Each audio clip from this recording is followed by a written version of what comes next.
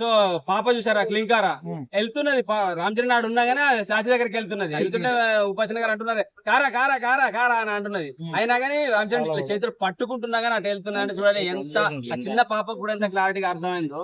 So దీన్ని trolling చేయాల్సిన అవసరం లేదు. సో మన తెలుగు నటుడికి ఇలా రకరకాల ఏరియాలకు కొంతమందికి అవార్డ్స్ వస్తుంటాయి, కొంతమందికి డాక్టర్ బిరుదులు ఇస్తుంటారు. ఈ స్టాచ్యూ అనేది చాలా నేషనల్ లెవెల్ లో కాదు, ఇంటర్నేషనల్ గ్లోబల్ లెవెల్ లో మంచి నేమ్ అన్నమాట. సో గౌరవం, అది ఒక గొప్ప గౌరవం, దాన్ని ట్రోల్ చేయాల్సిన అవసరం లేదు.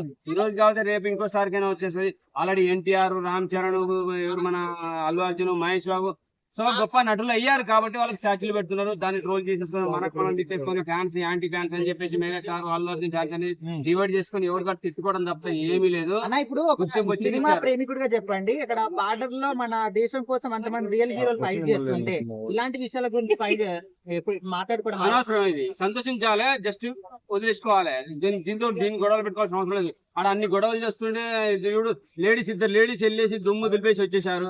సో వాళ్ళని కీర్తించండి. ఇక్కడ మీరు గొడవలు పెట్టుకోవడం సినిమా చూసి బయటకు వచ్చేసినా అయిపోయింది అనుకుంటారు. కానీ ఆడ దేశం కోసం అంతమంది సైనికులు చనిపోతున్నారు, యుద్ధం చేసి గెలిచేస్తున్నారు. ఇద్దరు అమ్మాయిలు పోయి సింధూర్ అనే పేరు పెట్టేసి ఇద్దరు అమ్మాయిలు పోయి గెలిచి వచ్చారు. దాన్ని కీర్తించండి, ఇండియాని డెవలప్ చేయండి, ఇండియాకు మంచి పేరు వచ్చేలా ఏమైనా ఉంటే పాటలు రాయండి, పాటలు డెవలప్ చేయండి. కానీ మీరు అయ్యో పెట్టేసి నా హీరోకి ఇప్పుడు పెట్టారు, ఆయన హీరోకి అంత ముందే పెట్టారు, దానికి కాపీగా ఇది పెట్టారు, ఇదేం మనుషులు రా బాబు మీరు.